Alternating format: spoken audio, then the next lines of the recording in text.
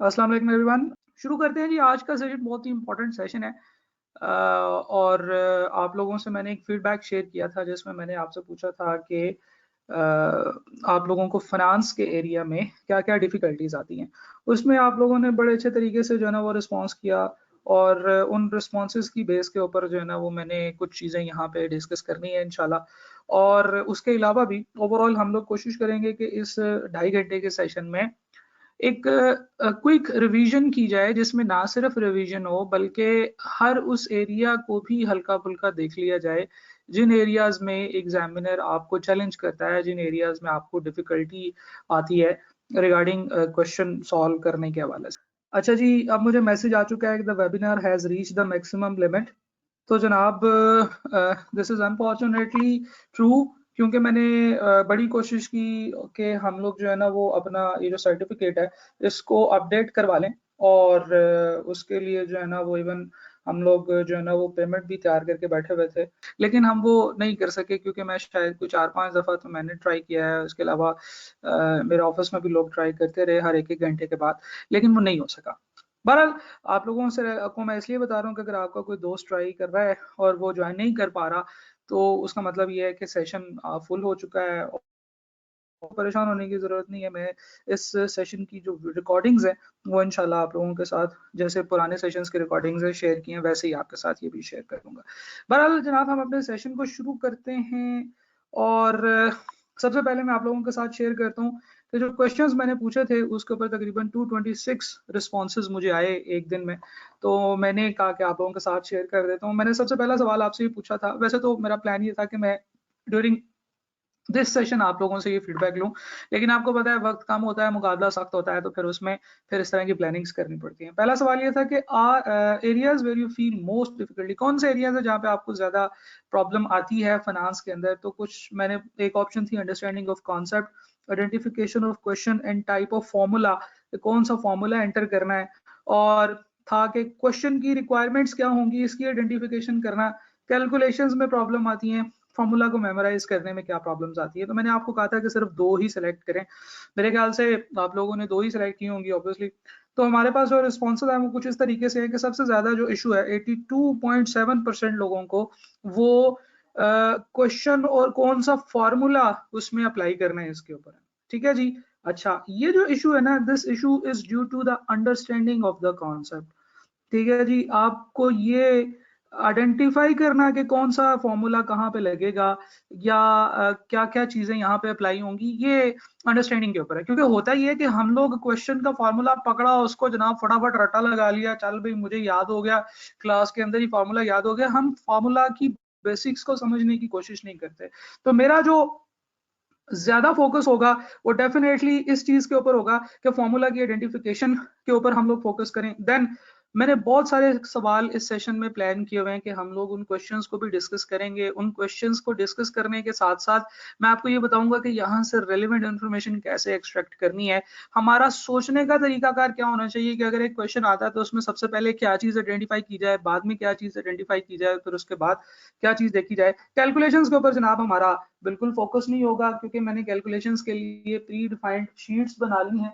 और उन शीट्स के ऊपर मैं आप लोगों के सामने, आपके साथ भी मैंने एक्सेल की वो शीट शेयर कर दी है। उन शीट्स में हम सीधा सीधा फार्मूला की वैल्यूज पुट किया करेंगे ड्यूरिंग दिस सेशन, और वो कैलकुलेशंस होती चली जाएगी। फार्मूला मेमोराइज करना जो है वो बेसिकली ये इस पॉइंट से ही निकलता है कि अगर आपको ये समझ नहीं आ रही कि फॉर्मूला क्या है, तो इस वजह से आपको फॉर्मूला को मेमोराइज करने में भी प्रॉब्लम होती है और कॉन्सेप्ट को अंडरस्टैंड करना। तो जनाब, ओवरऑल जो बात समझ आ रही है वो ये है कि जब आपकी अंडरस्टैंडिंग बेहतर होगी तो आप इस एरिया में अच्छा परफॉर्म कर पाएंगे। तो मेरा आज का ये जो सेशन है इसका ज्यादा फोकस जो होगा वो बहुत ज्यादा धड़ाधड़ सवाल कराने पे नहीं होगा, और ज्यादा फोकस इस चीज के ऊपर होगा कि हम एरियाज को अंडरस्टैंड कर सकें। इसके अलावा आपसे मैंने ये भी पूछा था कि कौन से टॉपिक में आपको सबसे ज्यादा डिफिकल्टी पेश आती है। तो जनाब, डिफरेंट रिस्पॉन्सेज थे, 229 रिस्पॉन्सेज थे। अब मेरा मुझे नहीं समझ आ रही कि 226 और 229 क्यों है। तमाम लोगों ने इसको क्यों नहीं, वो जो पहले वाला सवाल है उसको क्यों नहीं आंसर किया। लेकिन चलें, कोई बात नहीं। सिंपल इंटरेस्ट का 14% लोगों ने कहा कि उनको सिंपल इंटरेस्ट में प्रॉब्लम होती है।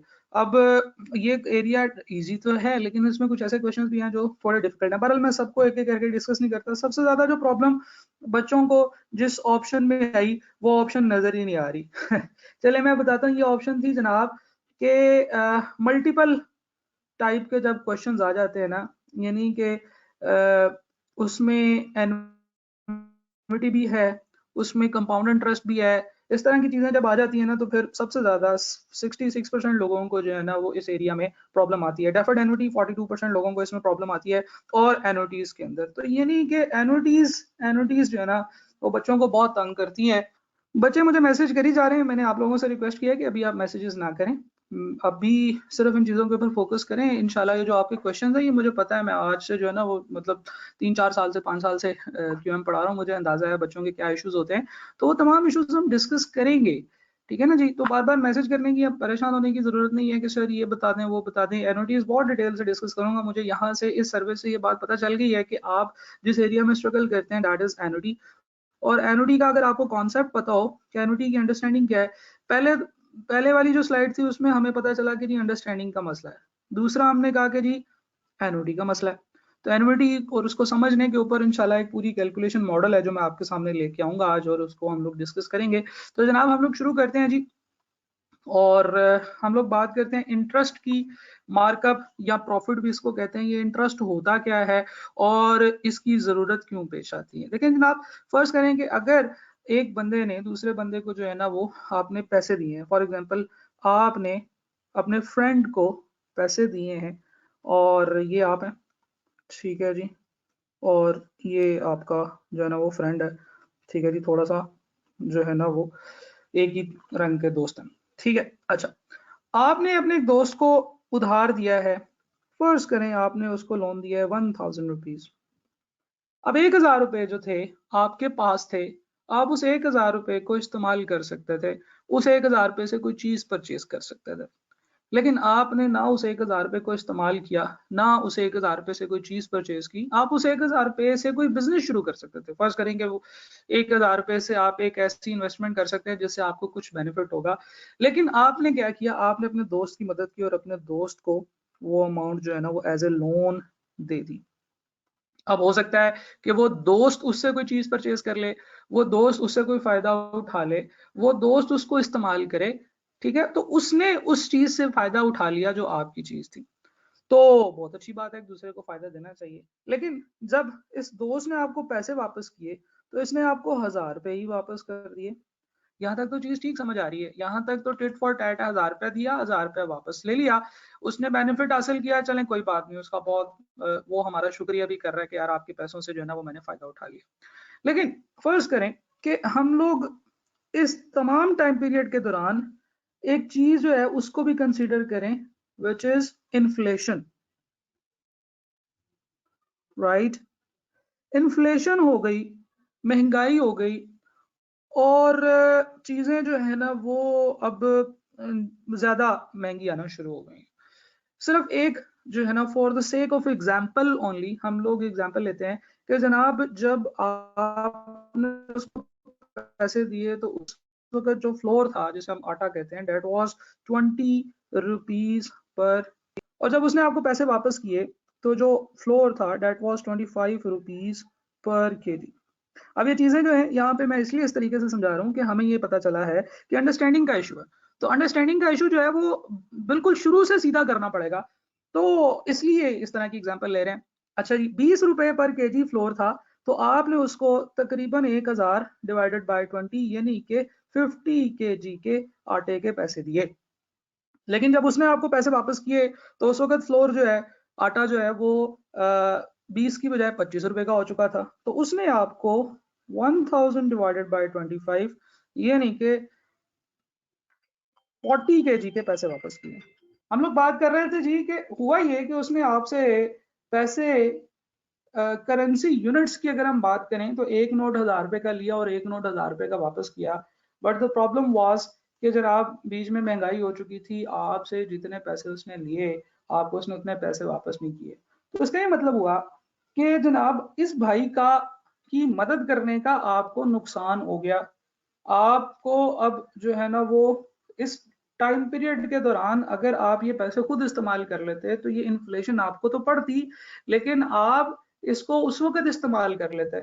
तो यहां से एक कॉन्सेप्ट राइज होता है कि ये जो इंटरेस्ट है ये बोरोअर की तरफ से लेंडर को पे की जाती है उस अमाउंट से ऊपर जितनी उसने ली होती है।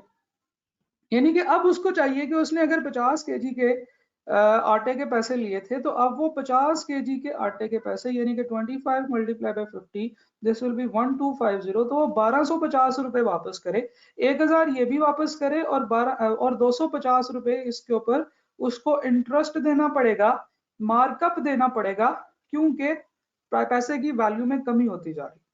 ठीक है ना जी। देखें एक नोट है, उस नोट वो एक कागज है, उस कागज से आप क्या फायदा हासिल कर सकते हो? उस कागज से ये फायदा हासिल कर सकते हो कि उसके ऊपर जितनी अमाउंट लिखी हुई है आप उतनी अमाउंट की चीजें परचेज कर सकते हो। तो जो मनी होती है उसकी जो वैल्यू होती है उसे हम परचेजिंग पावर कहते हैं। तो जो परचेजिंग पावर है, if you have this purchasing power, if this note has this purchasing power, तो फिर ही इस नोट का एक बेनिफिट है। अगर इस नोट की ये परचेजिंग पावर नहीं है तो फिर इसका कोई बेनिफिट नहीं है, राइट। तो उसी तरीके से जब इसकी वैल्यू में कमी होती जा रही है, यानी कि परचेजिंग पावर एक नोट की कम होती जा रही है, तो फिर आपने जितना दिया है आपको उतने पैसे वापस मिलने चाहिए। This is equitable. तो जनाब ये जो प्रिविलेज होता है कि आप पैसे यूज कर लेते हैं किसी और बंदे के, जब आप उसको वापस करने लगे हैं तो आपने जितने लिए आपको कम से कम उतने तो वापस करने पड़ेंगे। फिर फर्ज करें कि आप और आपके दोस्त में हो जाती है लड़ाई, आप कहते हैं जनाब तुम मेरे पैसे तो वापस कर रहे हो, उसमें जो वैल्यू में कमी आई है वो भी कंपनसेट करो, और तुमने 1 साल तक या 2 साल तक या 3 साल तक मेरे पैसे यूज किए तो उन पैसों का रेंट भी पे करो, या उन पैसों से जो तुमने प्रॉफिट कमा लिया वो तुमने इसलिए कमा लिया कि तुमने मेरे से पैसे ले लिए, और अगर मैं इसको खुद इन्वेस्ट करता तो वो प्रॉफिट मेरे पास आना था, तो मुझे उसमें कंपनसेशन करो। There are different ways, there are different privileges of using the money, जो कि आप उससे एक इंटरेस्ट की फॉर्म में ले लेते हैं।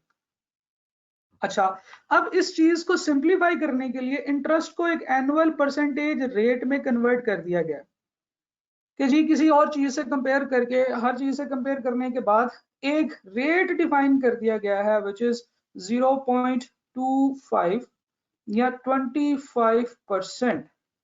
Now this is the rate कि 25% इन्फ्लेशन हुई है। अब अगर 1000 रुपया दिया गया है तो वो वापस 1000 नहीं बल्कि 1000 प्लस उसका 25% वापस मिलना चाहिए, तो फिर पैसे वापस आएंगे सही। So this is the concept of interest. बहरहाल इसके ऊपर बहुत ज्यादा देर से जो है ना वो हम लोग टाइम नहीं लगाएंगे। इंटरेस्ट को कैलकुलेट करने के लिए दो डिफरेंट मेथड्स हैं। पहला मेथड है जिसे हम कहते हैं जी सिंपल इंटरेस्ट, जिसमें इंटरेस्ट का जो रेट है जिसको हमने एनुअल इंटरेस्ट कहा था वो अप्लाई होता है एक फिक्स परसेंटेज की तौर पे ऑन द अमाउंट जो कि ओरिजिनली पर ली गई थी। ठीक है, चाहे जितनी देर तक मर्जी वो इंटरेस्ट अप्लाई होता रहे।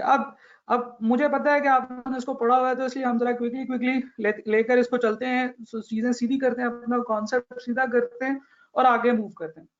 जबकि जो कंपाउंड इंटरेस्ट होता है वो भी एक रेट ही होता है, लेकिन वो प्रिंसिपल अमाउंट के साथ साथ, यानी कि सिंपल इंटरेस्ट के ऊपर सिर्फ प्रिंसिपल अमाउंट के ऊपर इंटरेस्ट लगता है, लेकिन उसमें principal plus interest earn till the start of period, इसके ऊपर भी इंटरेस्ट लगता है। ठीक है जी। अब सिंपल इंटरेस्ट जो है उसमें हमेशा बेस सेम रहेगी जिसके ऊपर आप इंटरेस्ट लगा रहे हो। ठीक है जी, हर साल का इंटरेस्ट भी सेम रहेगा, interest will be same, interest भी सेम रहेगा क्योंकि आप उसी एक अमाउंट के ऊपर इंटरेस्ट लगा रहे हैं। जबकि कंपाउंड इंटरेस्ट में हर साल जो बेस है वो चेंज होती चली जाएगी, क्योंकि प्रिंसिपल के साथ interest earn till the start of that period जो है ना ये चेंज होता चला जाएगा। सिंपल इंटरेस्ट में जो एग्जांपल्स हैं वो हैं फिक्स्ड डिपॉजिट्स। आप एक कंपनी में, आप बैंक में चले जाते हैं, आप बैंक में आप अपने 10 लाख रुपए रखवा देते हैं, बैंक उसके ऊपर हर साल आपको इंटरेस्ट देता चला जाता है, कहता है ये पकड़े आपका इंटरेस्ट 10 लाख रुपए भी हमारे पास पड़े हुए हैं, ये पकड़े इंटरेस्ट हर साल आपको, वो कहते हैं फॉर एग्जाम्पल आपने बैंक में रखवाए 10 लाख रुपए, ठीक है जी, 1 मिलियन रुपीज, और बैंक आपको जो है ना वो उसके ऊपर 10% इंटरेस्ट दे रहा है। ठीक है जी, हर साल वो आपको कितना इंटरेस्ट दे रहा होगा, 10,000 का 10%, यानी कि 1 मिलियन का 10% यानी कि 1 लाख रुपए। हर साल 1-1 लाख रुपए आपको मिलता चला जाता है, वो आप ले लें तो ठीक है, नहीं लें तो वो आपके करंट अकाउंट में डाल देते हैं। इसी तरीके से इंटर कंपनी लोन्स होती हैं, एक ही मालिक की एक से ज्यादा कंपनी आपस में जब लोन्स लेती हैं तो वो फिर इस अमाउंट के ऊपर, इस रेट के ऊपर, सिंपल इंटरेस्ट रेट के ऊपर चलती हैं। ये मैंने अपने प्रैक्टिकल एक्सपीरियंस में देखा हुआ है। इसके अलावा नेशनल सेविंग स्कीम्स भी सिंपल इंटरेस्ट के ऊपर ही चलती हैं। वो हर महीने या हर साल जितना भी आपका इंटरेस्ट होता है वो आपके हाथ में पकड़ा देती हैं। वो कहती है कि भाई हमारे पास प्रिंसिपल आपका इतना ही। जबकि कंपाउंड इंटरेस्ट जो है ये नॉर्मली ये profit and loss sharing accounts में होता है कि जितना इंटरेस्ट आपका बना है वो भी इसी अकाउंट में ही ऐड कर देते हैं, और फिर उसके बाद अगली दफा जो इंटरेस्ट होता है वो उस पिछले इंटरेस्ट के ऊपर भी इंटरेस्ट लग रहा होता है। यानी कि इंटरेस्ट के ऊपर इंटरेस्ट लगे तो उसे हम कहते हैं ये कंपाउंड इंटरेस्ट है। और कंपाउंड इंटरेस्ट और सिंपल इंटरेस्ट के जो फॉर्मूलाज हैं वो भी आप लोगों के सामने लिखे हुए हैं। सिंपल इंटरेस्ट का जो फॉर्मूला है उसमें दो चीजें होती हैं। देखिए, फर्ज करें कि आप एक टाइम पीरियड की बात करें, टाइम पीरियड के स्टार्ट में जो अमाउंट होती है, या आप समझ लेंगे बैक साइड पे जो अमाउंट होती है, उसे हम पी प्रिंसिपल कहते हैं, उसे हम प्रेजेंट वैल्यू भी कहते हैं, ठीक है जी। और जो फ्यूचर वैल्यू होती है उसे हम एस कहते हैं, उसे हम फ्यूचर वैल्यू कहते हैं, उसे हम एफ कहते हैं। तो नॉर्मली इन डिफरेंट नामों से ये वैल्यूज पहचानी जाती हैं। तो P is the initial amount और S वो अमाउंट होगी जो कि actually S is equal to P plus I, यानी कि ओरिजिनल अमाउंट प्लस इस टाइम पीरियड के दौरान उसके ऊपर जितना इंटरेस्ट लगा है। S is equal to P plus I, और जो रेट है that will be an annual rate. Rate हमेशा जनाब एनुअल होता है, और तमाम क्वेश्चंस में ईयरली रेट ही इस्तेमाल होता है, और टाइम जो है वो भी ईयर्स में होगा, ठीक है जी। तो इस तरीके से अगर हम सिंपल इंटरेस्ट कर रहे हैं तो हमारे पास फ्यूचर वैल्यू, उसका फार्मूला होता है is equal to P into 1 plus R T, और इंटरेस्ट का formula I is equal to P R T. जबकि कंपाउंड इंटरेस्ट में सेम फार्मूला होता है, बस ये जो टी इधर आर के साथ मल्टीप्लाई हो रहा था, ये जो टी इस आर के साथ मल्टीप्लाई हो रहा था, चल भाई, तो ये जो टी इस आर के साथ मल्टीप्लाई हो रहा था यहाँ पे, ये एक्चुअली इधर पावर में चला गया। Similarly if you have interest formula तो वो थोड़ा सा डिफरेंट हो जाएगा, P R T I is equal to P into 1 plus R S to power T minus 1। अच्छा, और ये आपको पता है ये फॉर्मूले क्या है, इनके ऊपर ज्यादा वक्त लगाने की जरूरत नहीं है, हम लोग आगे चलते हैं।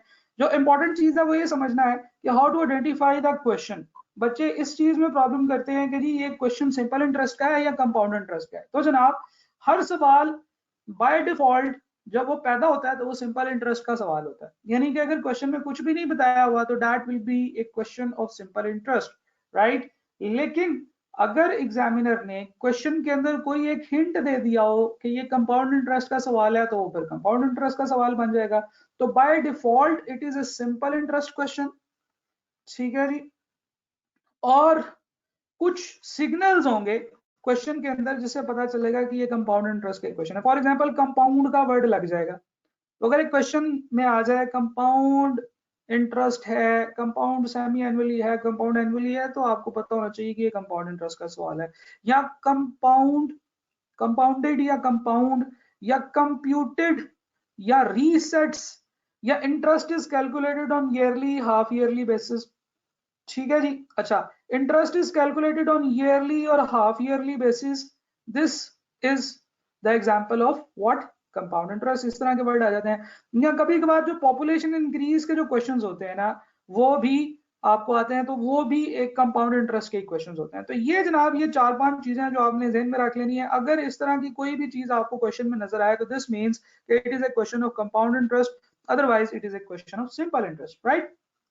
चलें जी आगे चलते हैं। कंपाउंड इंटरेस्ट और सिंपल इंटरेस्ट हम लोगों ने समझ लिया, अब आप लोगों को इसका अंदाजा भी है, लेकिन कुछ और चीजें हम यहाँ से आइडेंटिफाई करने लगे हैं, कुछ ऑब्जर्वेशन यहाँ से बनाते हैं। देखिए सिंपल इंटरेस्ट की पहले मैं बात करने लगा हूँ जी। सिंपल इंटरेस्ट है 1 लाख रुपए आपने सिंपल इंटरेस्ट लिया, रेट था जी मतलब 1 लाख रुपए आपने लोन लिया, आपने अब लोन लिया है 1 लाख रुपए का, और रेट जो है वो 10% है उसके ऊपर। तो पहले साल का जो इंटरेस्ट होगा I is equal to P R T, इसका फॉर्मूला होता है, तो वो जनाब आपके पास बनेगा 10,000 रुपए, ठीक है ना जी, I is equal to P R T.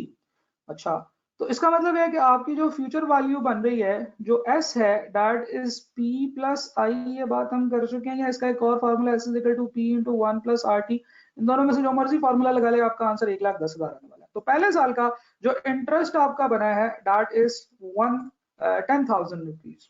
दूसरे साल की तरफ चलते हैं। दूसरे साल में रेट वही 10%, रेट चेंज नहीं होने वाला। आपने जब आई इज इक्वल टू PRT का फॉर्मूला लगाया तो आपके पास आंसर आया 20,000। This was the interest of 2 years। पहले साल का 10,000 इंटरेस्ट था, दूसरे साल का भी 10,000 इंटरेस्ट है, तो टोटल 10 + 10 20,000 बन गया। तीसरे साल का भी 10,000 इंटरेस्ट है, चौथे साल का भी 10,000 इंटरेस्ट है, पांचवें साल का भी 10,000 इंटरेस्ट है। हर साल का 10,000 रुपए इंटरेस्ट बनेगा सिंपल इंटरेस्ट के अंदर।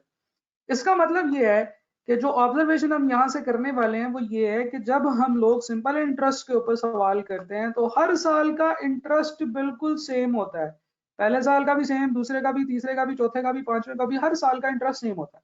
अच्छा, और अगर हम लोग, आप लोगों ने पढ़ा होगा सीक्वेंस एंड सीरीज, तो हम लोग बात करें कि जो सम है, जो फ्यूचर वैल्यू है डिफरेंट ईयर्स की, तो हर साल की जो फ्यूचर वैल्यू है वो अगर हम लिखें तो this will be an arithmetic sequence, ठीक है, जिसमें हर नंबर पिछले वाले नंबर में एक फिक्स अमाउंट ऐड करने से बन रही है, राइट। हर साल का इंटरेस्ट सेम होगा। तो अगर एग्जामिनर आपसे पूछे बताएं जरा जनाब वो कौन सा इंटरेस्ट का मेथड है जिसमें हर साल का इंटरेस्ट सेम होता है, तो आप क्या कहेंगे? जी बिल्कुल सिंपल इंटरेस्ट में हर साल का इंटरेस्ट सेम होता है। जबकि ऑन दी अदर हैंड हम कंपाउंड इंटरेस्ट की बात करें, सेम प्रिंसिपल है, सेम रेट है। 1,00,000 रुपए आपने लोन लिया, 10% रेट था, लेकिन इस दफा था वो कंपाउंड इंटरेस्ट। तो जनाब कंपाउंड इंटरेस्ट में जो पहले साल का आपका इंटरेस्ट है वो तो आई equal to P × 1 + R⁻T n जो भी था उसका फॉर्मूला, उसको करेंगे जब, तो वो आपका यही 10,000 रुपए ही बनेगा। तो यहाँ से एक और चीज जो समझने वाली है या जो मजे की बात है वो ये है कि जनाब आप सिंपल इंटरेस्ट से करें या कंपाउंड इंटरेस्ट से करें, पहले साल का इंटरेस्ट दोनों में सेम होता है, राइट। पहले साल का इंटरेस्ट सिंपल इंटरेस्ट हो या कंपाउंड इंटरेस्ट हो, दोनों सालों में सेम ही होता है, दोनों टाइप्स में सेम ही होता है।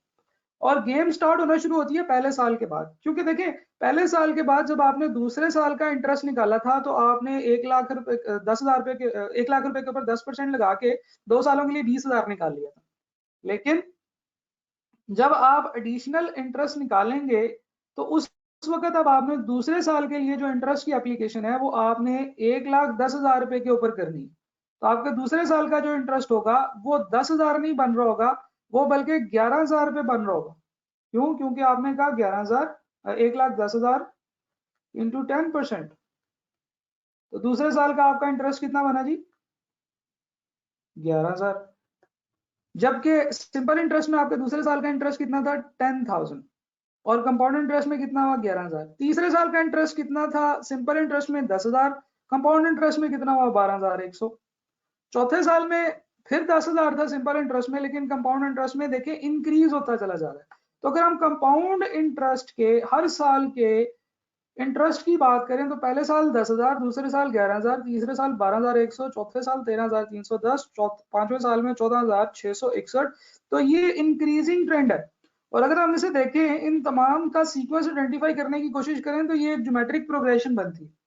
खैर बहरहाल ये डिफरेंट टाइप की चीजें थी जो हमने जहन में रखी। तो हमने कहा कि सिंपल इंटरेस्ट में हमेशा जो ओरिजिनल अमाउंट है उसी के ऊपर इंटरेस्ट लगेगा, पहले साल भी उसी के ऊपर, दूसरे साल भी। तो ये सीधा सीधा एरो लगा हुआ है कि ये जो है ना ये ऐसे ही रहेगा सिंपल इंटरेस्ट में। लेकिन कंपाउंड इंटरेस्ट में हर साल जो पिछले साल का क्लोजिंग था, यानी कि पिछले साल का principal plus interest accrued at that time, यही बात हम लोगों ने यहाँ पे की ना, जरा देखें पीछे चले। हमने बात की थी कि principal plus interest earned at the start of the period, साल के शुरू होने से पहले तक जितना इंटरेस्ट था वो सारा अब प्रिंसिपल का पार्ट बन जाएगा और उसके ऊपर इंटरेस्ट लगेगा, ठीक है ना। अब देखें ना, पहले साल के एंड पे 10,000 रुपए थे, आपने नहीं लिए, तो फिर आपको अगले साल इसी के ऊपर भी तो इंटरेस्ट मिलना चाहिए ना, क्योंकि ये भी तो आपके पैसे थे जो उसने नहीं दिए। तो इस तरीके से there is a difference between simple and compound interest. बहरहाल हम लोगों ने डिफरेंशिएशन आइडेंटिफाई कर ली। हम लोग आप आगे बात करते हैं मल्टीपल कंपाउंडिंग इन ईयर की। नॉर्मली एक साल में एक से ज्यादा बार जो कंपाउंडिंग होती है कंपाउंड इंटरेस्ट के अंदर, तो हमारे पास डिफरेंट रिजल्ट्स आते हैं। अब मल्टीपल कंपाउंडिंग इन ईयर का मतलब क्या है? देखिए पाकिस्तान के अंदर मैं आपको एग्जांपल से समझाने की कोशिश करता हूं कि पाकिस्तान में फर्ज करें कि 15 बैंक्स है, 15 डिफरेंट टाइप के बैंक्स हैं, और ये तमाम बैंक्स चाहते हैं कि लोग इनके पास अपने पैसे डिपॉजिट करवाएं, राइट, ताकि वो उन पैसों को यूज कर सके। बैंक पैसों को कैसे यूज करता है वो हमारी डिस्कशन नहीं है। लेकिन अक्सर बैंक्स आपने देखा होगा कि मशहूरियां बनाते हैं कि वो कहते हैं कि जी दिल में अकाउंट खोलें। असल में वो दिल में नहीं, बैंक में अकाउंट खोलना होता है। और बैंक में अकाउंट इसलिए खोलें कि बैंक वालों के पास पैसे आएंगे। अब आपने बैंक में पैसे जमा कराने हैं तो जो रेलिवेंट क्वेश्चन है वो ये है कि बैंक आपको उसके ऊपर कितना इंटरेस्ट देगा। क्यों? क्योंकि अगर आप बैंक को पैसे दे देंगे तो बैंक तो आपके पैसे इस्तेमाल कर लेगा। वो तो आपको उस दोस्त की तरह हो जाएगा जिसने 1000 रुपया लिया था और 1000 रुपये ही वापस कर दिया था। तो जनाब बैंक वाले जो है ना वो करते हैं कि जनाब आप हमें पैसे दें तो हम आपको इंटरेस्ट देंगे इसके ऊपर, फॉर एग्जाम्पल 9% पर एनम। हर साल आपको 9% इंटरेस्ट मिलेगा। 15 के 15 बैंक्स ने मार्केट में ये अनाउंस कर दिया कि 9% इंटरेस्ट मिलेगा। एक बैंक ने कहा नहीं, ऐसे करते हैं, 9 नहीं, मैं आपको 10% इंटरेस्ट दूंगा, ताकि लोगों को अपनी तरफ अट्रैक्ट करे। बिजनेस होता है, आप कस्टमर को अट्रैक्ट करने के लिए इस तरह की चीजें करते हैं। अच्छा जी, हम लोग बात कर रहे हैं जनाब कि बैंक वालों ने अब इंटरेस्ट रेट बढ़ाना शुरू किया। एक बैंक ने कहा जी मेरे से 10% ले लो, एक ने कहा भाई 11% ले लो ऐसी की तैसी दूसरे बैंकों की, एक ने कहा जी 15% ले लो। अब तमाम बैंक देख रहे हैं कि अब हम क्या करें। जिस बैंक ने 15% ऑफर कर दिया, हो सकता है कि वो एक बहुत ही अमीर तरीन आदमी का बैंक हो और उसे पता है कि अगर मैंने 3 साल तक 15% इंटरेस्ट ऑफर किया तो बाकी बैंक इसको ऑफर नहीं कर सकेंगे, तो वो सारे बैंक बंद हो जाएंगे। तो यहाँ पे आता है इन सब का बड़ा भाई state bank of Pakistan. Example समझा रहा हूँ। उसने कहा भाई क्या कर रहे हो? इन्होंने कहा जी कि सर आपस में जो ना वो हम लड़ रहे हैं, कोई कोई रेट देता है, कोई रेट देता है। बैंक कहता है तुम लोगों की ऐसी की तैसी, कोई बंदा 11% से ज्यादा रेट नहीं देगा।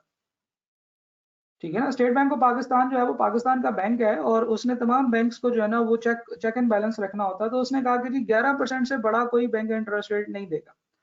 अब तमाम बैंक्स जो है ना वो फिर दोबारा बराबर आ गए। तो बैंक्स ने क्या किया, इन्होंने एक नई चीज सोची कि चले भाई स्टेट बैंक ऑफ पाकिस्तान वाले भाई तो चले गए, इनकी बात को भी मानना है।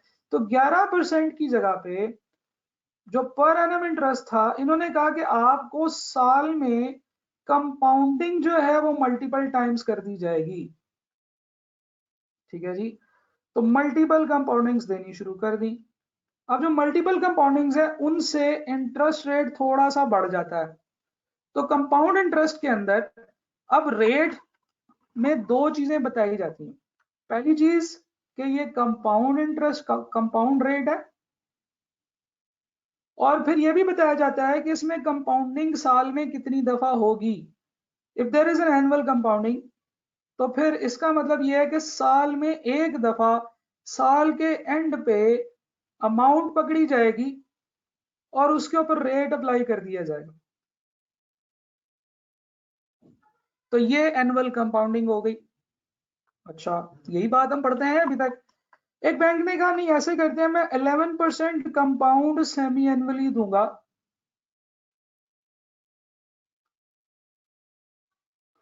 जो रेट था 11% था। ठीक है जी। अच्छा, बैंक ने कहा जी कि मैं तो दूंगा सेमी एनुअल कंपाउंडिंग।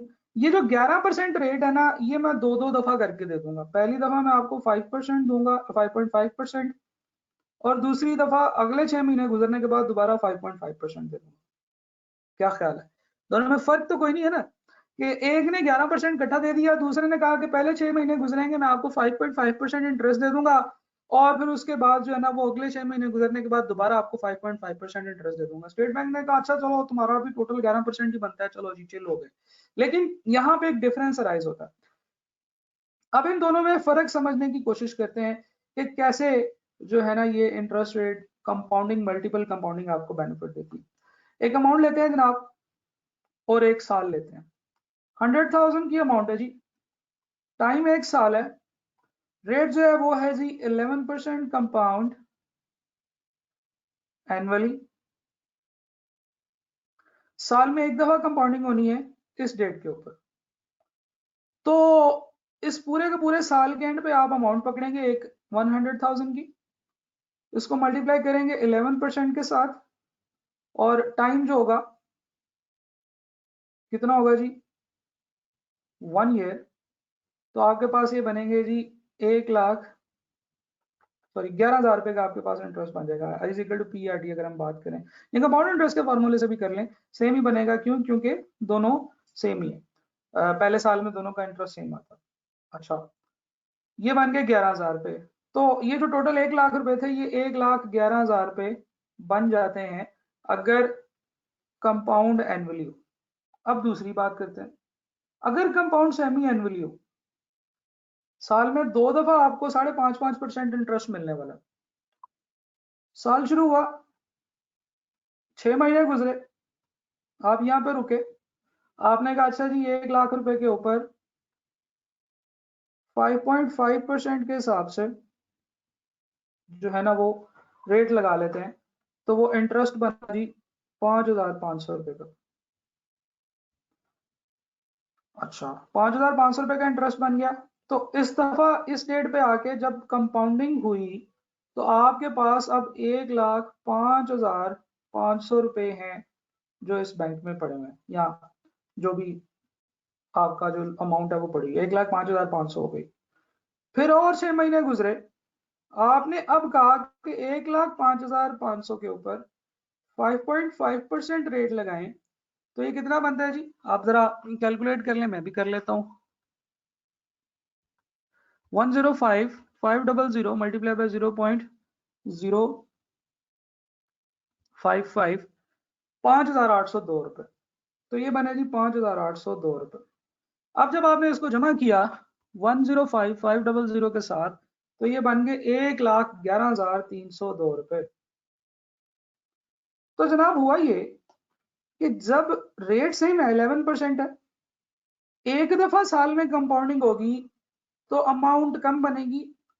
अगर साल में 2 दफा कंपाउंडिंग होगी तो रेट 5.5 11 ही है, लेकिन जो उसके पैसे हैं वो थोड़े ज्यादा बन जाते हैं। तो बैंकों ने अब इसके ऊपर खेलना शुरू कर दिया कि कोई बैंक जो है वो कंपाउंड सेमी एनुअल आपको इंटरेस्ट देता है, और कोई बैंक जो है वो आपको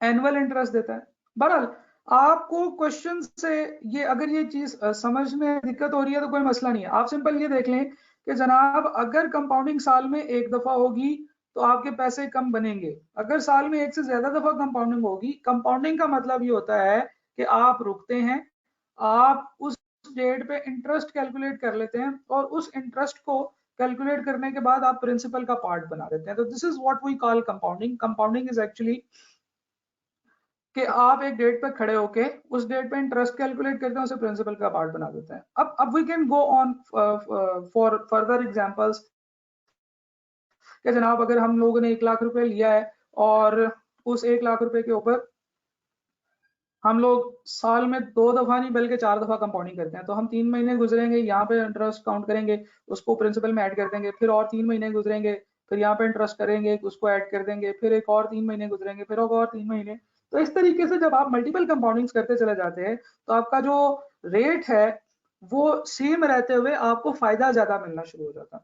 तो बहरहाल अगर ये चीज आपको समझ नहीं भी आई तो this is not going to be an issue, क्योंकि आपने क्वेश्चन में ये देखना है कि क्वेश्चन के अंदर क्या वर्ड लिखा हुआ है। If it is an annual compounding तो आपने एक फैक्टर कैलकुलेट करना है, जिसे कहते हैं कि साल में कितनी दफा कंपाउंडिंग होगी। तो अगर एनुअल कंपाउंडिंग है तो साल में एक दफा कंपाउंडिंग होगी, अगर हाफ ईयरली कंपाउंडिंग है तो साल में 2 दफा, अगर क्वार्टरली कंपाउंडिंग होगी तो क्वार्टर साल में कितने होते हैं, 4 होते हैं, अगर मंथली कंपाउंडिंग का वर्ड लिखा होगा तो साल में 12 मंथ्स होते हैं। डेली कंपाउंडिंग वैसे तो बहुत कम इस्तेमाल होती है, लेकिन फाइनेंस में हम साल 360 दिनों का लेते हैं, और कंटिन्यूस कंपाउंडिंग के केस में हम उसे कहते हैं कि ये इनफिनिट कंपाउंडिंग है। आपने कुछ भी नहीं करना, आपने क्वेश्चन में ये देखना है कि अगर कोई compounding more than once in year है तो आपने एक फैक्टर फाइंड आउट करना है, और जहां जहां पे जिस जिस जगह पे फॉर्मूला में आपको आर नजर आ रहा है उसको एन से डिवाइड कर देना है, और जहां पे टाइम नजर आ रहा है उसे एन से मल्टीप्लाई कर देना है। यानी कि अभी तक हमने कंपाउंड इंटरेस्ट के 2 फॉर्मूले पढ़े हैं, S is equal to P into 1 plus R power T पढ़ा है। तो अगर मल्टीपल कंपाउंडिंग्स हैं तो आपने n निकाल लिया, r divided by n, t into n कर दिया।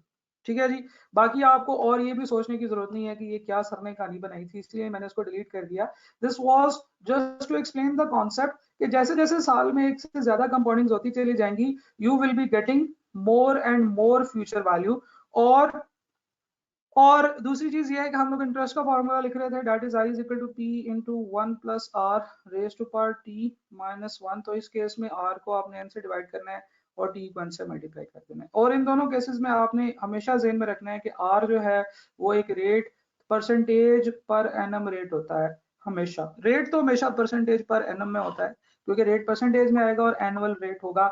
हाँ, कंपाउंडिंग क्या है, कंपाउंडिंग मंथली है तो फिर आप n 12 रखेंगे, कंपाउंडिंग क्वार्टरली है तो n 4 रखेंगे। तो ये 3-4 डिफरेंट सिनेरियोज है जिनको आप याद करके फॉर्मूला की अंडरस्टैंडिंग ले सकते हो। बहरहाल ये था जी सिंपल कंपाउंड और सिंपल और कंपाउंड इंटरेस्ट। हम लोग आगे चलते हैं, एक और चीज समझते हैं। ये कॉन्सेप्ट यूज किया जाता है, एक वर्ड यूज किया जाता है जी कंपाउंडिंग करनी है, और एक वर्ड यूज किया जाता है जी डिस्काउंटिंग करनी है। ठीक है जी, फर्स्ट करें, हम लोग यहीं से बात करते हैं ना। आपके पास प्रिंसिपल अमाउंट P थी और आपने फ्यूचर वैल्यू F निकाली। तो आपने क्या किया कि आपने F फाइंड आउट करने के लिए, या जिसको हम S भी कहते हैं, इसको फाइंड आउट करने के लिए आपने क्या फॉर्मूला लगाया कि P into 1 plus R raise to power T। अच्छा जी, अच्छा, अगर आपको ये फॉर्मूला देखें, सिर्फ S का नहीं है, ये इन चारों वेरिएबल्स का फॉर्मूला है। फर्ज करें कि आपको S दिया हुआ है और P फाइंड आउट करने के लिए कहा जाता है, रेट और टाइम भी दिया हुआ है। तो आप क्या करेंगे, सिंपल ये 1 plus R raise to power T को उधर ले जाके डिवाइड कर देंगे, तो जो आपका P होगा that will be equal to S over 1 plus R raise to power T. ठीक है जी, इसको मैं थोड़ा सा जो है ना वो S को अलग और P को अलग करने लगा हूं कि ये इस तरफ S अलग कर दें, multiply by 1 over 1 plus R raise to power T. क्या ख्याल है, इसमें कोई इतराज तो नहीं है आपको? मैंने क्या किया, वो जो 1 S डिवाइड हो रहा था 1 प्लस आर से, उसको मैंने अलग कर दिया और P को अलग कर दिया। तो यानी कि अगर मैंने P से F पे या S पे जाना है, तो इसको मैं S से लिखता हूं, तो मैं इसको इसके ऐसे लिखूंगा। तो आपको P को मल्टीप्लाई करना पड़ेगा 1 plus R raise to power T के साथ, और अगर आपने S से वापस P पे जाना है तो आपको S को मल्टीप्लाई करना पड़ेगा 1 over 1 plus R raise to power T के साथ। ठीक है ना जी, तो प्रिंसिपल अमाउंट या इनिशियल पास्ट वैल्यू आपको हो, आपके पास हो, और आपने फ्यूचर वैल्यू S या F फाइंड आउट करना है, तो आपने उस अमाउंट को 1 plus R raise to power T से मल्टीप्लाई करना होता है। यानी कि अगर आप टाइमलाइन पे आगे जा रहे हैं तो T की वैल्यू पॉजिटिव होगी, और अगर टाइमलाइन में पीछे जा रहे हैं तो T की वैल्यू नेगेटिव होगी। देखें ना, 1 over 1 plus R raise to power T है, अगर मैं इसको ऊपर ले जाऊं तो ये बनेगा 1 plus R raise to power minus T, right. तो जनाब, अगर हमारे पास प्रेजेंट वैल्यू है और उससे हमें फ्यूचर वैल्यू फाइंड आउट करनी है, तो हम लोग प्रेजेंट वैल्यू को मल्टीप्लाई करते हैं एक फैक्टर के साथ, और अगर हम लोगों ने, हमारे पास फ्यूचर वैल्यू है और हमने उससे पास्ट वैल्यू फाइंड आउट करनी है, तो आगे से पीछे जा रहे हैं तो आपको पता है टाइम माइनस हो रहा है, तो टाइम के साथ माइनस का साइन आ गया।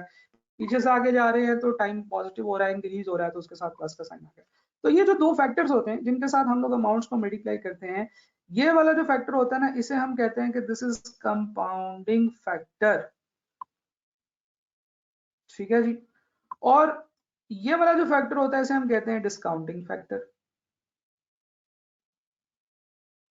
ठीक है, तो ये कोई इतनी बड़ी रॉकेट साइंस नहीं है, ये कोई डिफरेंट चीज नहीं है कि कंपाउंडिंग फैक्टर क्या होता है, डिस्काउंटिंग फैक्टर क्या होता है। ये बेसिकली वो दो फैक्टर्स हैं जो कि एक दूसरे के साथ, मतलब ये है कि एक दूसरे के इनवर्स है।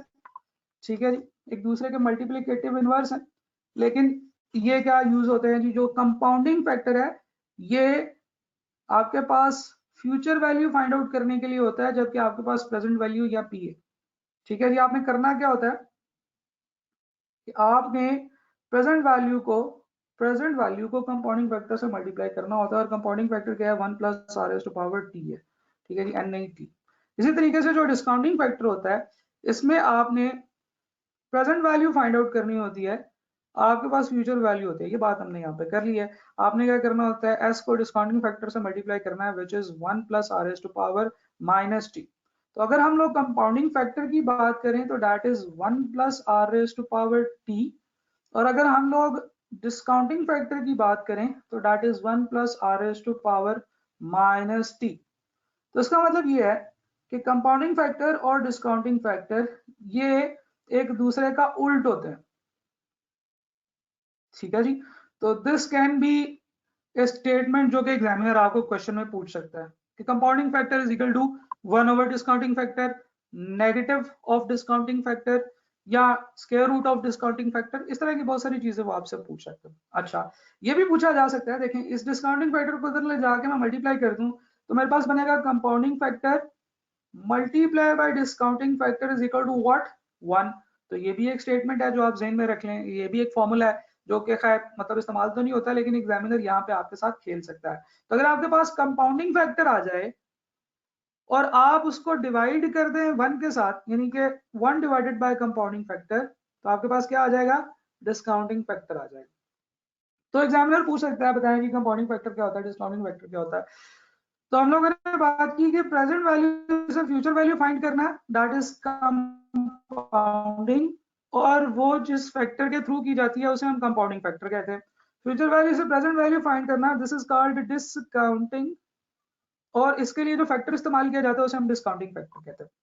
अच्छा, यहाँ पे आप लोगों ने देखा होगा कि आपकी बुक के अंदर भी एक टेबल है जिसको हम कहते हैं प्रेजेंट वैल्यू टेबल, और उसको इस्तेमाल करने के बारे में बच्चे बहुत सोच रहे होते हैं कि सर इस टेबल को पता नहीं कैसे इस्तेमाल करना। अब हम ये समझने लगे हैं कि उसकी जरूरत क्या थी।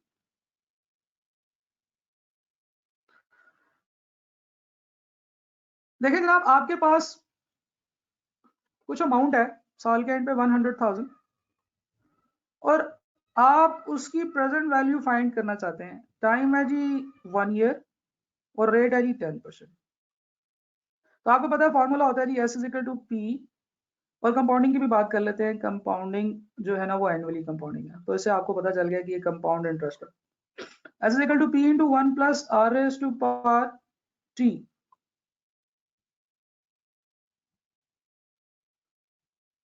ठीक है ना जी, तो आप लोग क्या करेंगे, P is equal to S over 1 plus R S to power T, और जो P है that will be equal to 100,000 divided by 1 plus 0.1 power minus power what, time कितना जी 100। तो इस तरीके से आप इसको फाइंड आउट कर सकते हैं। अब ये जो फैक्टर है ये हम क्या कर रहे हैं, हम s को अलग कर देते हैं और इसको मल्टीप्लाई करते हैं 1 ओवर 1 प्लस 0.1 पावर 1 के साथ। ठीक है जी, तो इस तरह की जो कैलकुलेशंस होती हैं ये हम बहुत इजीली टेबल के थ्रू कर सकते हैं, कि बजाय इसके कि हमारी दफा ये कैलकुलेशन करें, हम इसको टेबल में जाके भी कर सकते हैं। तो जरा टेबल को समझते हैं कि टेबल क्या है और उसमें कैसी कैसी आपके पास इंफॉर्मेशन अवेलेबल होती है। जी मैं इस स्क्रीन शो को एंड कर रहा हूँ। ठीक है जी, यहाँ पे इस दफा हम लोग डिफरेंट टाइप की चीजें देखेंगे। टेबल टेबल टेबल, ये रहा टेबल। तो बजाय इसके कि हर दफा आप इस कैलकुलेशन को करें, आपको प्रेजेंट वैल्यू टेबल बना के दे दिया गया है कि अगर आपका टाइम हो 1 2 3 4 जितना भी है और रेट जो है वो इतना हो, तो आपका प्रेजेंट वैल्यू फैक्टर कितना बनेगा। ठीक है जी, ये प्रेजेंट वैल्यू फैक्टर आप सीधा सीधा कैलकुलेट कर सकते हैं, लेकिन इस टेबल की अब आपको इतनी जरूरत नहीं रही। उसकी वजह क्या है, उसकी वजह ये है कि अब आपको ये जो कैलकुलेशंस हैं ये करने के लिए आपके पास कैलकुलेटर्स आ गए हैं, और ये कैलकुलेटर्स इतने एडवांस कैलकुलेटर्स हैं कि आपको इसमें परेशान होने की जरूरत नहीं है। आप सिंपली इन कैलकुलेटर्स को जो है ना वो यूज कर सकते हैं। हम लोगों ने टेबल की बात की, तो ये जो टेबल है हम इसलिए अब इस्तेमाल नहीं करते हैं, या आप देखेंगे कि आपको पढ़ाया नहीं जाता है, या अगर पढ़ाया जाता है तो मुझे उसकी कोई मकसद अब समझ नहीं आता, इस वजह से कि हमारे पास अब जो कैलकुलेटर्स हैं वो बड़े एडवांस कैलकुलेटर्स हैं और हम ये तमाम कैलकुलेशंस बखूबी जो है ना वो यहाँ पे कर सकते हैं। बहरहाल आगे चलते हैं जी। हम लोगों ने अभी काफी सारी बातें कर ली हैं, लेकिन जो कॉन्सेप्ट हम लोगों ने पढ़ा है इससे मुतालिक, फाइनेंस से मुतालिक, इसमें कुछ बच्चों ने मुझे मैसेज किया कि सर अभी तक जो है ना ये सही समझ नहीं आया, या किसी कुछ बच्चों को अभी भी इसमें दिक्कत हो रही है। तो यही वाला कॉन्सेप्ट बिल्कुल इसी तरीके से मैंने बड़ी डिटेल के साथ एक वीडियो में, जो मेरे एक कोर्स की, नियर पियर वाले कोर्स की वीडियो थी, उसमें मैंने इसको रिकॉर्ड किया हुआ है। लेकिन मैंने नियर पियर वालों से इजाजत लेके इस जो टॉपिक है, इस टॉपिक के ऊपर ये वाली वीडियो मैंने यहाँ पे अपलोड कर दिया। अब ये नोट्स आपके पास हैं, आप यहाँ से इस लिंक पे क्लिक करोगे जब, तो आप उस वीडियो पे चले जाओगे, आप लोग इस वीडियो को भी देख सकते हो। आप इसको जो है ना इस वीडियो को देख के फिर वही वाली दोबारा चीजें जो है ना वो सारी कवर कर सकते हैं। इस वीडियो में मैंने सिंपल इंटरेस्ट, कंपाउंड इंटरेस्ट का कंपैरिजन डिस्कस किया हुआ है और बड़ी डिटेल से इंटरेस्ट या मार्कअप वगैरह की अंडरस्टैंडिंग डाली है। ठीक है जी, हम लोग आगे चलते हैं, इक्विवेलेंट रेट की बात करते हैं। देखें अब बैंक्स ने जो है ना वो एक बीच में बैकएंड पे गेम चलानी शुरू कर दी। हर बैंक कहता था 11% इंटरेस्ट ले लो, 11% इंटरेस्ट ले लो, लेकिन एक बैंक ने कहा कि कंपाउंड एनुअली कर दूंगा मैं तुम्हें, और एक बैंक ने कहा जी कंपाउंड सेमी एनुअली।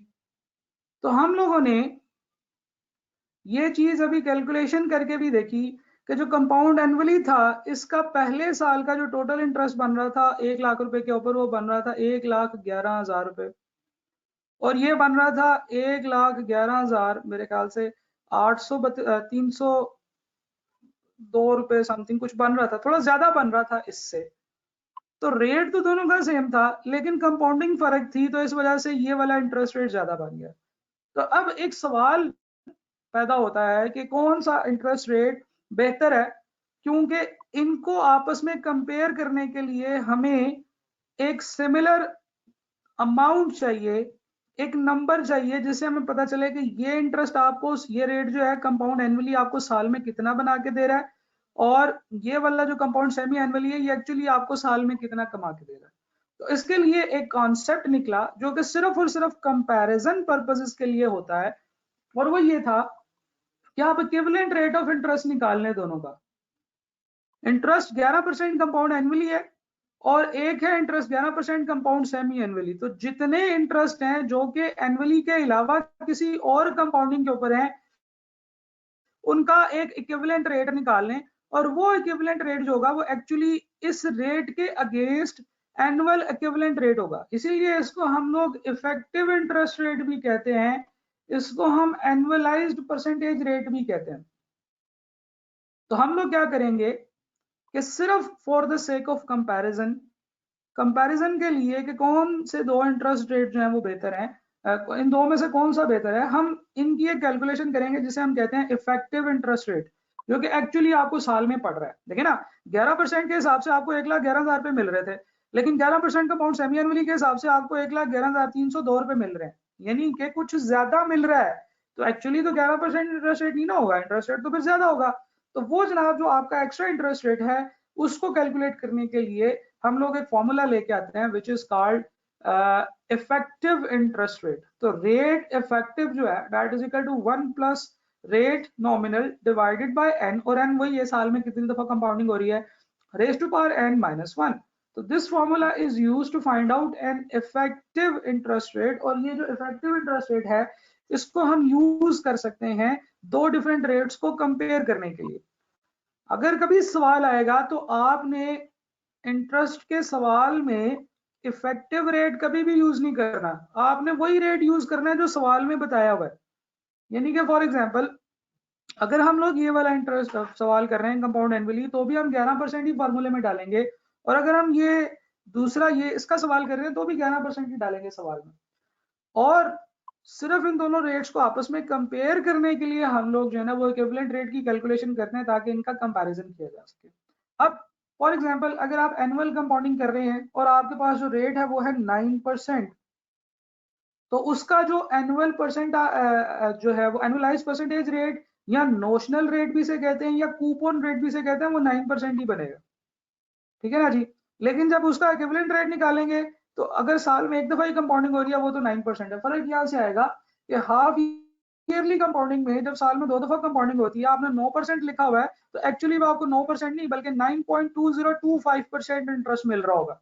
क्यों? क्योंकि साल में 2 दफा कंपाउंडिंग हो रही है। जैसे यहाँ जब साल में 2 दफा कंपाउंडिंग हो रही थी तो 1,11,000 नहीं 1,11,302 रुपए मिल रहे थे।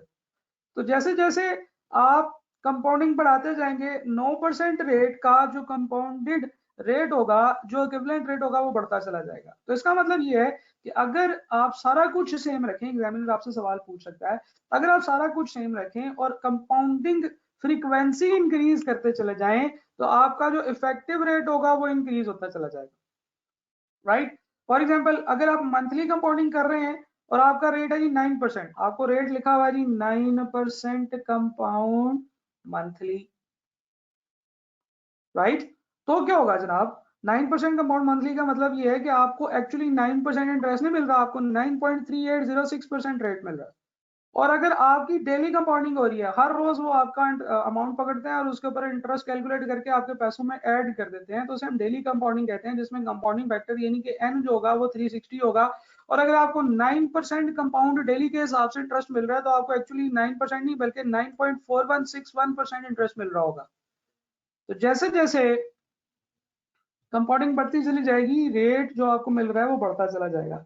अच्छा, एक और कॉन्सेप्ट होता है which might not be included in your syllabus, लेकिन क्योंकि हम बात करें तो एक होता है जी continuous compounding. Continuous compounding normally natural growth में आपको नजर आती है, ठीक है ना जी। अब नेचुरल ग्रोथ क्या होती है, आप देखें कि एक आदमी की हाइट वो बढ़ रही है, तो ऐसा थोड़ी है कि आप सोए होते हैं अगले दिन उठते हैं तो वो आपकी हाइट जो है वो 1 इंच इंक्रीज हो जाती है, या रात को आप सोए होते हैं तो जैसे ही बंदा 12 बजते हैं या 2 बज के 3 मिनट 55 सेकंड होते हैं तो अचानक से आदमी की हाइट बढ़ जाती है। ऐसा नहीं होता। अल्लाह ताला का निजाम ऐसा है कि आहिस्ता आहिस्ता आहिस्ता आहिस्ता माइक्रोस्कोपिकल लेवल के ऊपर चीज आहिस्ता आहिस्ता ग्रो कर रही है, हर वक्त ग्रो कर रही है। इसे कंटिन्यूअस ग्रोथ कहते हैं, इसे इन्फिनिट ग्रोथ कहते हैं। इस तरह के क्वेश्चंस में जो मैक्सिमम ग्रोथ होगी ना वो होगी 9.4174% के हिसाब से। तो अगर आपको कहीं पे ग्रोथ का कॉन्सेप्ट नजर आए तो दैट इज एक्चुअली एक कॉन्सेप्ट ऑफ नेचुरल ग्रोथ। और ये चले खैर समझ लें कि आपको मैंने एक एक्स्ट्रा इन्फॉर्मेशन दे दी, आपकी बुक में नहीं। ठीक है जी, यहाँ पे आपको एक वेरिएबल नजर आएगा ई जो होता है ये यूलर नंबर होता है, इसे हम ग्रोथ कांस्टेंट भी कहते हैं और इसकी वैल्यू 2.718281 और ये आगे चलता चला जाता है, ये रैशनल नंबर होता है। बहरहाल इफेक्टिव इंटरेस्ट रेट मैंने देखा, मैंने जब ये आप लोगों से फीडबैक्स कलेक्ट किए तो आप बहुत सारे एक दो बच्चों ने कहा कि जी वो उनको ये नहीं पता चलता कि इफेक्टिव रेट इस्तेमाल करना है कि जो रेट क्वेश्चन में दिया हुआ है वो इस्तेमाल करना है। इफेक्टिव रेट कहीं पे भी किसी भी इंटरेस्ट के फार्मूले में इस्तेमाल नहीं करना, ना कंपाउंड इंटरेस्ट में ना सिंपल इंटरेस्ट में। आपने हर जगह पे वही फार्मूला वही जो है ना अप्लाई करना है जो कि आपको दिया हुआ है उसमें। फॉर एग्जाम्पल अगर आपको सवाल दिया हो तो आप हमेशा यही वाला रेट यूज करेंगे जो उसने दिया हुआ है 9% कंपाउंड मंथली। इसको कभी भी इसका इफेक्टिव एनुअल रेट निकाल के वो वाला रेट यूज नहीं करेंगे। ये सिर्फ और सिर्फ तब यूज करेंगे जब आपने कंपैरिजन करना है दो रेट्स के दरम्यान में। ठीक है जी, तो हम लोग अब आगे चलते हैं जी और ये देखते हैं कि आपका जो सिंपल इंटरेस्ट है या कंपाउंड इंटरेस्ट है इसमें किस टाइप के क्वेश्चंस आते हैं। अभी टाइप्स मैंने खुद बनाई हुई हैं, अगर आप किसी बुक में ढूंढेंगे तो आपको ये नहीं नजर आएगा कि अच्छा जी टाइप 3 के क्वेश्चन आप जाके सर्च करना शुरू कर देंगे तो आपको नहीं मिलेंगे।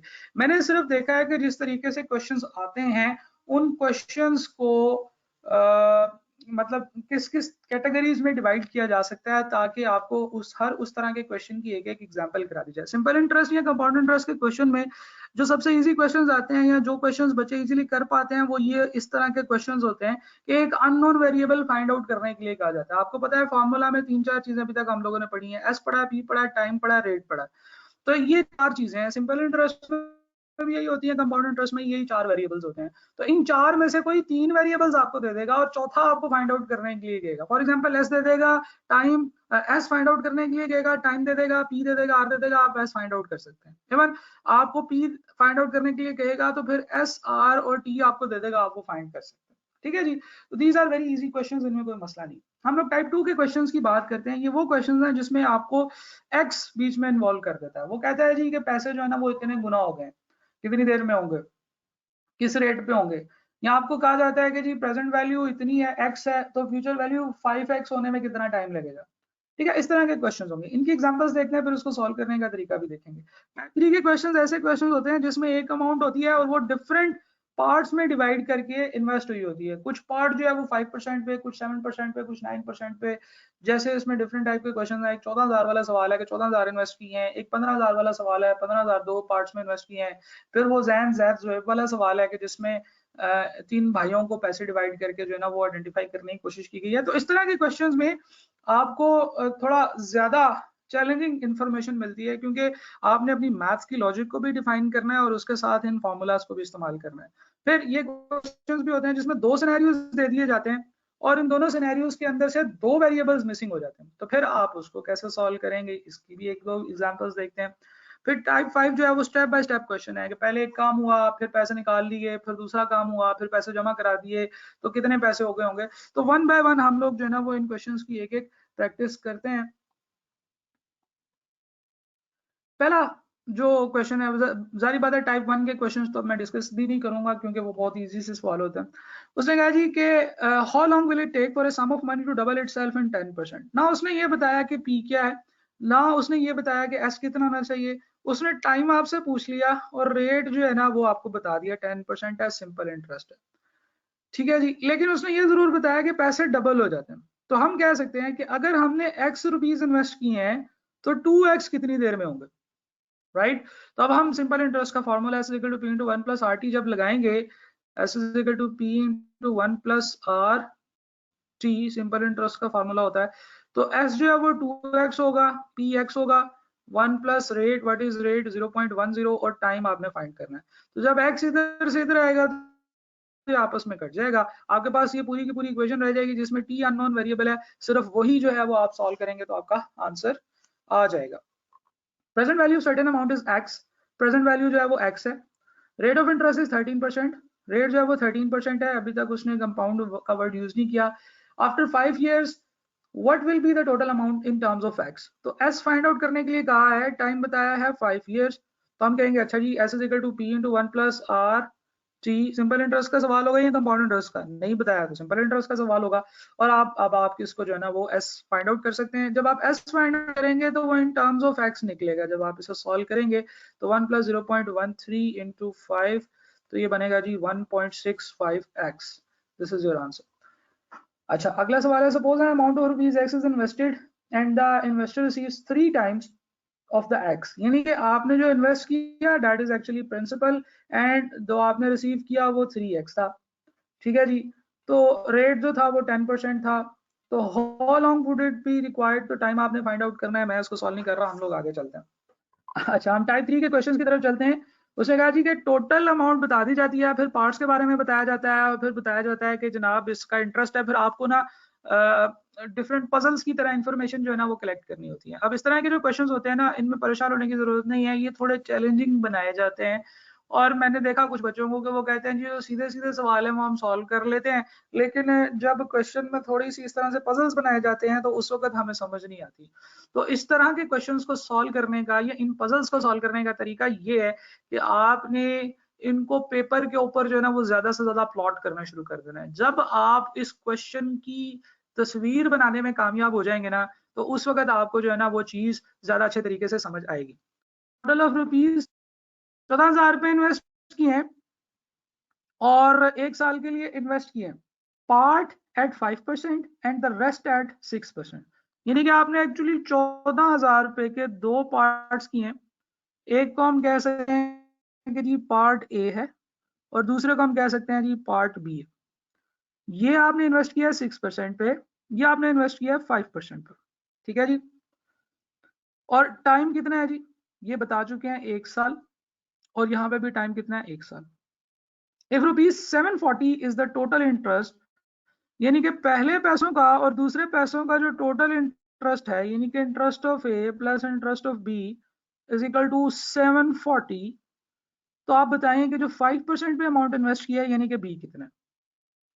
अच्छा एक बात तो हमें ये पता चली है कि ए का और बी का जो इंटरेस्ट है वो 740 है। दूसरी बात जो उसने हमें इसी क्वेश्चन में बताई है, अब देखिए आपके पास 2 अननोन वेरिएबल्स हैं, तो you need to find out the 2 equations जो कि इन दोनों वेरिएबल्स जो उसके अंदर होंगे। तो यहाँ पे जो दूसरी बात उसने बताई है वो ये बताई है कि फर्स्ट अमाउंट और सेकंड अमाउंट इन दोनों को ऐड करें तो 1400 आता है। तो जनाब अब हमारे पास इंटरेस्ट ऑफ ए का फार्मूला क्या होता है ये लगाना है हमने। आपको पता है ये कंपाउंड इंटरेस्ट का सवाल है, जी बिल्कुल नहीं, ये तो सिंपल इंटरेस्ट का सवाल है क्योंकि उसने कंपाउंड का वर्ड यूज नहीं किया। अच्छा तो जनाब इंटरेस्ट का फार्मूला सिंपल इंटरेस्ट के केस में होता है इज इक्वल टू पीआरटी। तो मैं यहाँ पे इंटरेस्ट ऑफ ए की जगह पे जब मैं पीआरटी लिखूंगा तो जो फर्स्ट है उसका प्रिंसिपल कितना है, ए के इक्वल है, तो मैं लिखूंगा ए। तो ए प्लस बी के बारे में उसने बताया है कि जनाब ए और बी ये दोनों ऐड करें तो ये 14,000 रुपये बनते हैं, ठीक है जी ओके। अब हमारे पास 2 इक्वेशंस आ गई हैं जिनमें 2 अननोन वेरिएबल्स हैं, और अब हम इन दोनों को पैरेलल सॉल्व करके साइमल्टेनियसली सॉल्व करके करेक्ट आंसर निकाल सकते हैं, ठीक है जी। अच्छा अब उसका क्या तरीकाकार है, उसका तरीकाकार ये है कि देखिए ये तो ए और ये बी है, ये इंटरेस्ट है, इंटरेस्ट ऑफ लोन ए। तो आपको पता है कि ये एक कंपाउंड इंटरेस्ट का क्वेश्चन है, जी बिल्कुल नहीं, ये तो एक सिंपल इंटरेस्ट का सवाल है। क्यों? क्योंकि उसने बताया ही नहीं कि ये कंपाउंड इंटरेस्ट का सवाल है। तो जनाब हम इसको सिंपल इंटरेस्ट के फॉर्मूले से सॉल्व करेंगे which is I equal to PRT. अच्छा अब जो इंटरेस्ट है इसमें प्रिंसिपल इस वक्त इसका प्रिंसिपल कितना है, ए है, तो ए रेट कितना है 0.06, टाइम कितना है 1 साल, प्लस इंटरेस्ट ऑफ बी कितना होगा जी, जो बी है दैट इज अननोन, अभी वही तो बी तो हमने फाइंड करना है, तो जनाब बी की जगह पे हम बी लिख देंगे। रेट है जी 0.05 और टाइम है जी 1 year, that is equal to 740। तो ए और बी इधर भी आ गया, इसको सॉल्व करेंगे, ये बनेगा 0.06 ए, ये बनेगा 0.05 B is equal to 740। This is your equation number 2। अब इन दोनों इक्वेशंस को आप साइमल्टेनियसली सॉल्व करके इसका आंसर निकाल सकते हैं। तो जनाब इस तरीके से आपको जो है ना वो total amount invested in part A and some information is missing in question, इस तरह के सवाल आएंगे। कभी वो ऐसे करेगा, वो आपको ये इन्फॉर्मेशन भी दे देगा, ये इन्फॉर्मेशन भी दे देगा, आपको कहेगा चलो भाई इंटरेस्ट निकालो, या आपको कभी कभार ये पार्ट्स की अमाउंट निकालने के लिए कह देगा, ठीक है। तो इस तरह की चीजें जो है ना वो करने के लिए कह सकता है। अब ये जो है आप समझ लें कि ये आपके पजल्स वाले क्वेश्चन, और यहाँ से हम इंशाल्लाह संडे को अपना सेशन कंटिन्यू करेंगे। उस वक्त तक आप लोग अपने नोट्स वगैरह देख लें, बाकी चीज़ें चेक कर लें, तो इंशाल्लाह फिर हम लोग व्हाट्सएप ग्रुप में भी बात करते रहेंगे, और मंडे को संडे को हम लोग सेशन भी डिस्कस करेंगे। थैंक यू वेरी मच, इंशाल्लाह फिर मुलाकात होगी। अल्लाह हाफिज़।